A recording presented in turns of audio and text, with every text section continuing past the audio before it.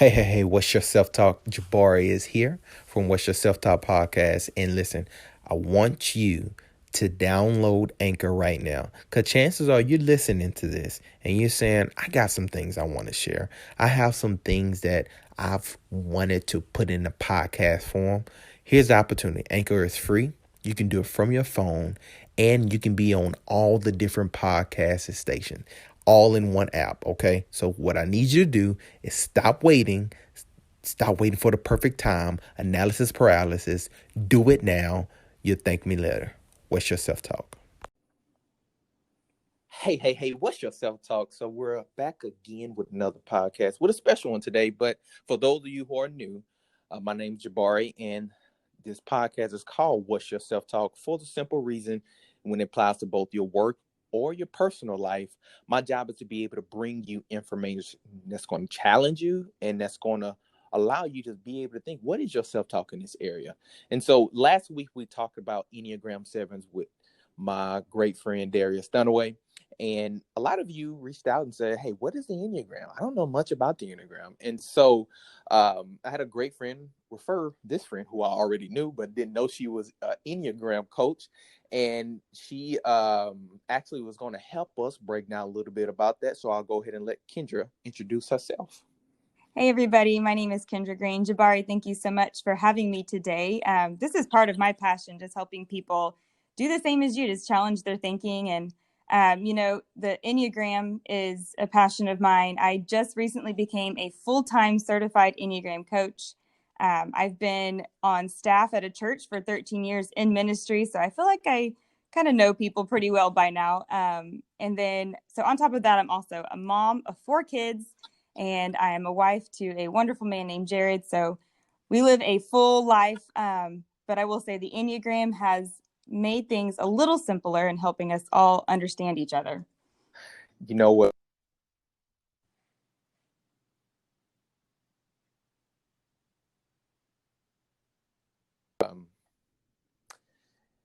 When I was in college station, and I got and when we got on here, you said, well, my husband is a 7 as well. So Yep. it's kind of funny because now that I'll recap when you told me that your husband was a 7, I was like, wait a minute. We were about to go shooting that morning, and I don't know if Murph actually invited Jared to be able to come or whether the day before or that morning. All I can tell you is that he was there quick. Like literally that same morning, we was about to roll out. He said we're about to roll in 5, and we all know Murph is he's a 8 on the Enneagram. So he's like, he moving and not thinking about it. If you're not there, that's fine. If you are, then let's roll. So Right. And you know what's great about 7s? They don't always need an invitation. They're just already there. They are ready for the party no matter what.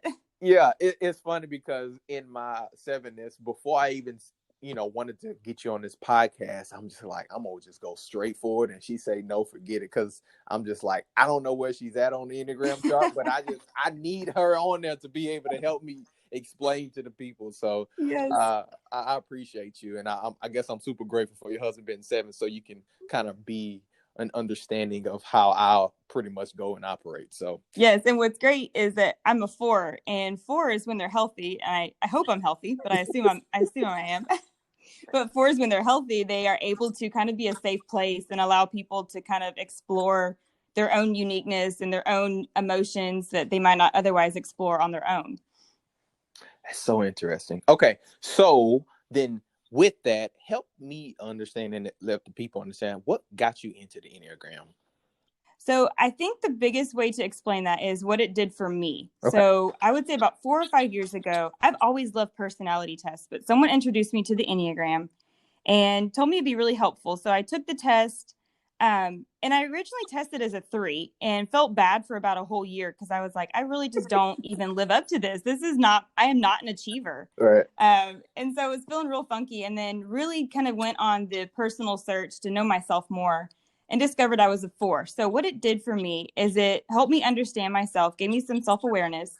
Then it helped me to release myself from maybe some expectations I had of myself. Mm-hmm. And then also to challenge my thinking, just like what you're talking about in this podcast, is knowing where my challenges are and not let them limit me. understand that I can work through those things and become a better version of myself. And so when I discovered what it could do for me, I wanted other people to experience that too. So I did the hard work of getting certified, and now I'm a coach, and I absolutely love helping people work through challenges themselves. I love that. I love that. So I'm curious. Now you kind of pre you diagnosed yourself wrong the first time and then got it right the second time. How did that Right. go about, and how was you able to actually know? Well, no, it's supposed to be this way. Because for people who never heard of Enneagram, and one thing we don't want them to do is be fearful of doing that exact same thing. So, what did you learn that Yeah. you wish you would have done the first time? Right. So first of all, the Enneagram is a map. Mm-hmm. The term Enneagram is Greek for a map of 9 points. And so, I figured out that most of us in life want to know whether we realize we want to know this or not. We're always searching for it, but who we are, where we are, and what we want. And until we can discover those 3 things for ourselves, we're floundering around in life just looking for the next best thing. And so the first thing I did was just take a test. And the test is only as accurate as you know yourself. So an online test is about 75% accurate. And I was in a season of my life where I didn't really know myself very well. And sometimes it takes putting other people in your world, around you and saying, hey, do you see this in me? Am I like this? Because, we have blind spots. Other people know us better than we know ourselves. It's like, you can't see your own back of your head, right? Mm-hmm. Like when you're fixing your hair, you're like, what does the back of my head look like? Well, other people know because they see it all the time. Right. So sometimes it takes just sitting down with other people, reading materials, to really discover yourself. But that's where I think the gift of coaching comes in, is someone who can sit and listen to your thoughts and help you say, well, you sound more like this. And that's what helped me, is just being able to really drill down on that and figuring it out for yourself. Sometimes it's a journey. It's not an automatic answer. I got you. Well, and I think what you do and being a coach specifically is important, because not only being in ministry, you have a lot of people who are lost in so many different ways and they need clarity in how they think. Right. But also, I think we live in a world where so much information out there. It's like you can take all the information in, and if you don't know who you are, you can even become more lost, because Oh, for sure. I'm getting stuff from this point of view, and it's just like, well, what should I believe? And it's like that self-awareness of you to be able to say, okay, I need to have my own say so and my own understanding of why I view things the way I view it, and just go from there. So I appreciate the work you do, because it's very, very important. So help me and others understand. Walk us through, in whatever way you want to, the Enneagram, because it's 9 different Enneagram numbers. But if you could give us an overview of what that looks like and go from there. Okay, let's do it. I'm going to actually start with the type 3, because everywhere that you listen always starts with the 1, and then all the other numbers are like, of course, you're starting with the 1. I'm going to wait for last, So I'm going to start with the 3, and it's called the successful achiever. And if you are a 3, you want to be competent, efficient, accomplished, and dynamic. And most importantly, you want to be good at what you do, but also look good doing it. You are the highly ambitious, you're driven, you're focused, very motivated, and very, very much goal-oriented. Successful achievers need goals and projects to feel like they are accomplished and that they have completion and success. But under stress, here's where it really starts to kind of define your type. Under stress, you may have problems with vanity and becoming self-promoting, self-deceptive, or overly competitive. So that's a good indicator that there's something going on in your world. Mm-hmm. So the fear of the 3 is of being unsuccessful, of failing, and being inefficient. So sometimes 3s can get very much caught up in not doing things because they feel like they're going to fail. Gotcha. But at their best, they can be self-confident, positive, and extremely productive. So that's the 3. Okay. Then we have the type 4, the romantic individualist. If you are a 4, you want to be inspired, intuitive, original, and unique. And most importantly, you want to be passionate, true to your feelings, and to be authentic. You see yourself as a sensitive intellectual that is creative, expressive, and spiritual. You identify with your emotional states and their meanings, and you see yourself emotionally deep, and you seek beauty and meaning in everything you do. But you may have problems with envy, which is different than jealousy, because people think those are the same thing. Some people think envy and jealousy are the same. However, envy is seeing others being successful and thinking, well, if I only had what they have, or if I had their lot in life, maybe I would be just as successful as them.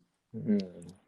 So under stress, fours can get moody, very moody, or overly emotional. Their fear is to be lacking, to be flawed, defective, and being emotionally cut off. At their best, they are self-aware, revealing, creative, and extremely compassionate. Mm. Love it. Love it. Okay, so then the type 5 is the Okay. investigative thinker. Fives are probably one of the least energetic on the Enneagram, but probably the headiest of all of them, just very much in their heads. I know one of those. So if you're a 5, you want to be informed, knowledgeable, concise, and perceptive. Most importantly, you want to have a clear mind.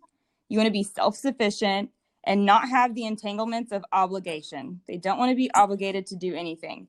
And these are actually the types that don't want you to throw a surprise party for them. Because if you do, they're like, I wasn't prepared for this. I've already used up all my energy, and now they're mad. Oh, man. Well, okay. That's good. Note to self. Yep. Note to self. Don't do that. Right. So they are deeply introspective and want to understand how systems work. You may have problems with greed, which is not necessarily with money, but it's just resources. Fives want to accumulate resources in order to not be without.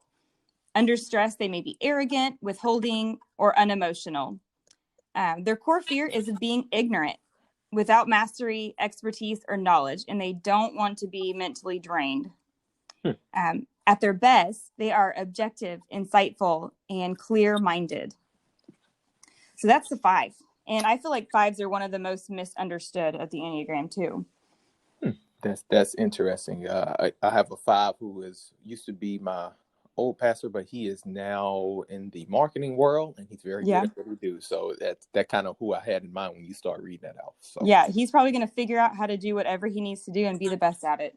Oh yeah, he's definitely on that path. That's awesome. So then we have the type 6. This is the loyal guardian. So if you are a type 6, then you want to be safe, secure, you want to belong, and you want to fit in. Most important, you want to have certainty, putting your faith in a reliable authority, a trusted friend, or a known system. You are the true devil's advocate and can always see both sides of every issue. You tend to struggle with feelings of fear and anxiety. This is probably the most anxiety prone of the Enneagram. Okay. Because under stress, they worry a lot about being blamed and they want to protect themselves. And then they tend to undermine and blame others. So their core fears of being alone, being blamed, and they are afraid of being afraid. Which sounds crazy, but it's so possible. I'm actually coaching 2 6s right now, and they're like, yes, I don't want to be afraid. That's good. That's good. At their best, they want to be courageous, supportive, engaging, and loyal. So then for the 7, let's talk about Jabari for a second. That's all I was really waiting for this whole time. Said like a true 7. Okay, so you are the entertaining optimist. What? Yeah, if you are a 7, you want to be fascinated, optimistic, and enthusiastic. Most importantly, you want to be stimulated, creative, positive, and excited. You see yourself as fun-loving, diverse, and playful. You are naturally upbeat, and you see all the possibilities that others miss. Which means why I have a podcast called What's Your Self-Talk. Gotcha. That's right. Gotcha. Oh, okay, now give me the other side. You may have problems with gluttony. Mm-hmm. This is true. And gluttony doesn't always look like eating too much. Sure. Although you probably really like food and junk food.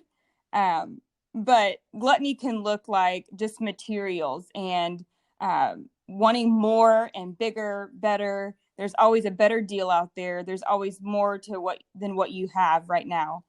Yes. So under stress, you can get a little scattered, maybe overly happy, seeing the too positive side of life and not looking at reality. Mm-hmm. Maybe jaded and a little bit greedy sometimes. You know what? So I'm going to speak into that a little bit real quick, just for those Yeah. who may be our sevens. Now I know for a fact, me and Darius, we kind of talk about it because we are both sevens, and so that was one thing he talked about. Is like when, for instance, you're gonna go here in this in a minute, but if my wife, who's an 8, if she say something hurt my feelings, I'm like, oh man, I need to go find something to eat to go, and I'm not even hungry. Yes. It's just like, Yeah. oh my goodness, it's like I need to feel good. So that is something that I've seen, but also I had a chance to be able to. I don't know if you know Suzanne Stable. Yes. Okay, so I did get a chance to go to one of her conferences, and I asked her specifically, what is something that I can work on? And what was interesting, and I always reflect on, she said 2 things. You have to learn how to deal more with, the dark emotions that come with life, Yeah. Mm-hmm. because it's hard for you to grasp around things you can't reframe. As Right. in, all things are not meant to say, hey, this, but you can look at it this way. Sometimes you have to learn to experience that pain so you can give a better outview of life, because you Yeah. dealt with that pain instead of trying to reflect it or reform it off. That's exactly right. And she also said, it was so interesting, she said, I want you to volunteer to take care of handicapped people. Oh, wow. Yeah, and I was like, and it kind of shocked me. I got a little teary-eyed, because the reality is I've always been very nervous around people who are handicapped, because it's just like, they are who they are. You have to be able to accept that. And that was very deep for me to hear, but also gave me better insight to let me understand, hey, this is something that as you move forward in life, this is one way that you can cope with whatever you're dealing with. So Right. that was interesting. I wanted to throw that out there. Yeah, that is really good, because if you are dealing with someone who has special needs, you can't fix it for them. Mm-mm. You can't just like put a positive spin on it and everything's okay. Like that's their reality. And my husband Jared, as a 7, I'm gonna get a little personal, and I'm sure he's okay with me sharing, but when his grandfather passed away, Mm-hmm. he did not cry at the funeral, actually felt really bad about it. Mm-hmm. Very close to his grandfather, and it didn't hit him until 3 months later, Mm. because he just couldn't process the pain of it. Had never lost anyone that was that close to him. Sure. And so for 7s, just being able to, and again, finding someone that you can sit in that pain with, because you're Mm-hmm. not gonna be able to do it by yourself. True. So having someone that's more okay with it and helping you process what's going on. And 7s, I feel like when 7s go into like a depression, not only does it surprise everyone else, it surprises them, because sometimes you don't know why you're feeling low. Yeah. Yeah. So And things like therapy and sitting and talking with a friend is super huge with type 7s. yes, and I found that to be very true. And also, um, I found it to be true that if you don't kind of talk those things out, then all those dark emotions you haven't dealt with start to kind of cloud your thinking.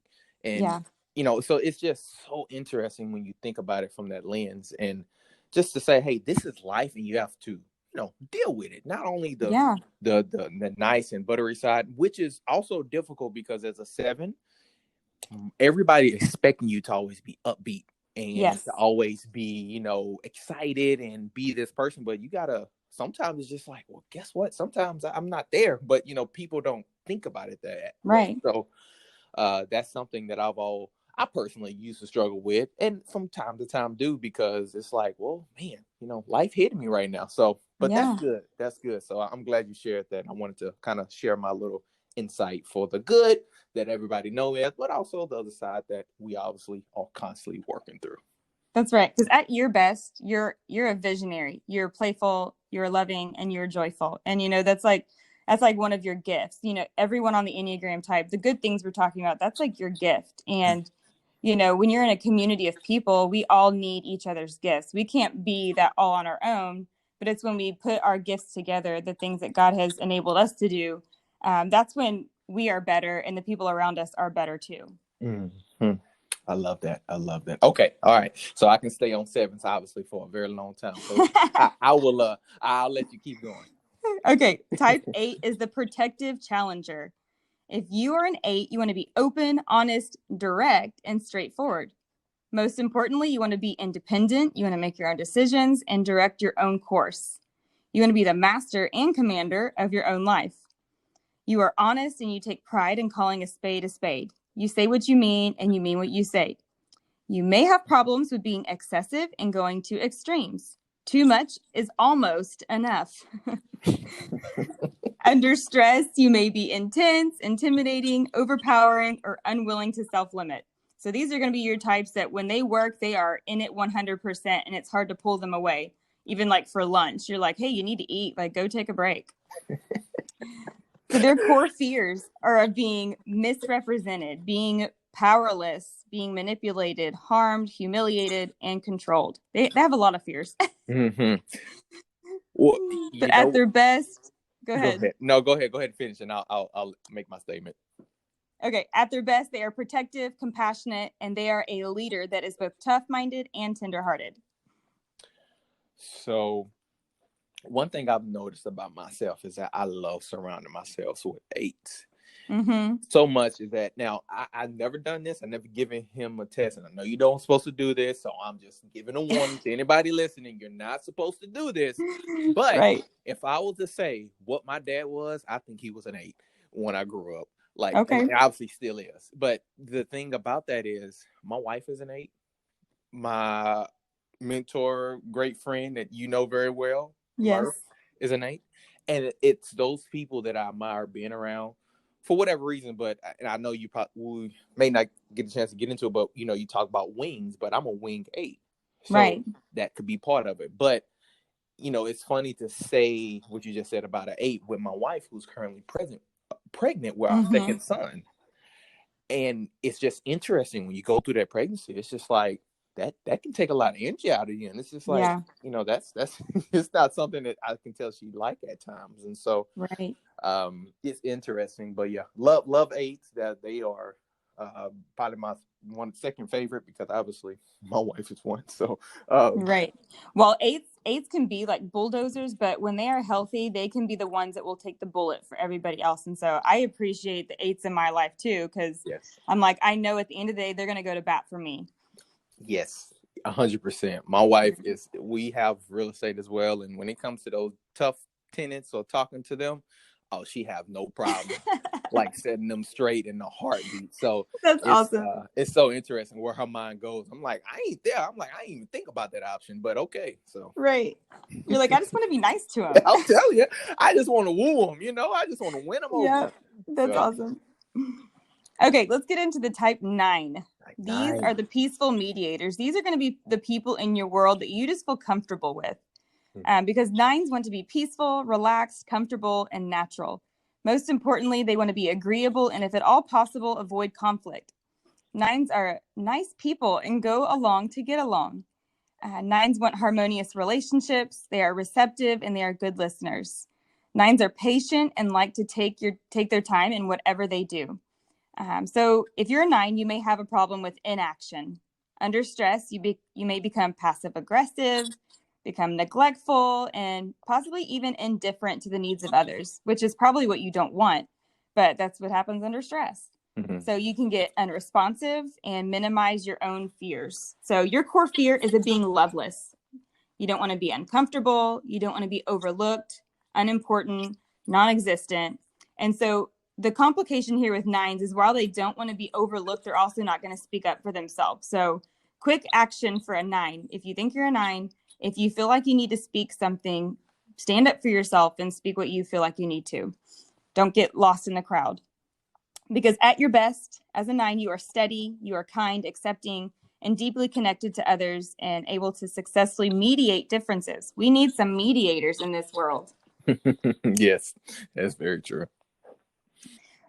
And what's also interesting is, as moms, a lot of moms can get mistyped as a 2 if they're a 9, because 9s and 2s can look pretty similar because they're in that what's called the positive outlook group.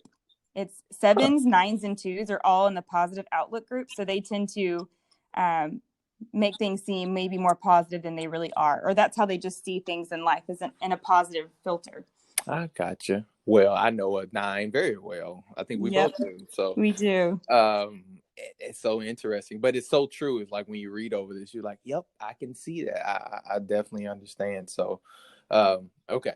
So, We have two more. we got 2 more. Okay, let's go Because 2 I more. started with the 3. Okay, so Enneagram 1. uh-huh. So Enneagrams usually don't get mistyped because they are the only ones that have that inner critic in their head constantly telling them what they are doing wrong all the time and how they can be better.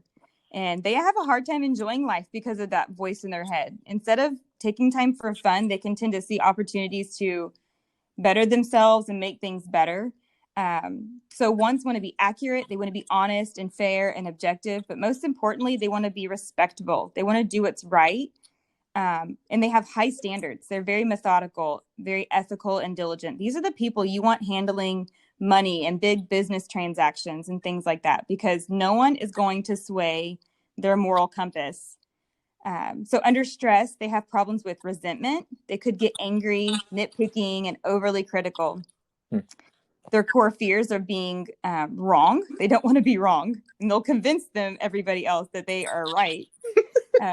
They don't want to be inappropriate, lazy, and unethical. At their best, they want to be wise and full of integrity. And they can offer wise guidance to the world. We need some ones in our life that are not willing to cut corners. So, would these people generally kind of be like in some type of, law position?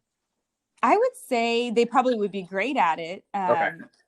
but it kind of depends on what their niche is, because I think Sure. ones want to be right and do things the right way at whatever they're good at, if that makes sense. Yes, that makes sense. And I didn't try to categorize them towards a certain profession, but I know one specifically who happened to be in that line of field. And so, but Yeah, it lawyer, makes, any like social work, because okay. eights, nines, and ones are all big on justice. So That's good. anything in social work is going to fill their bucket. Okay.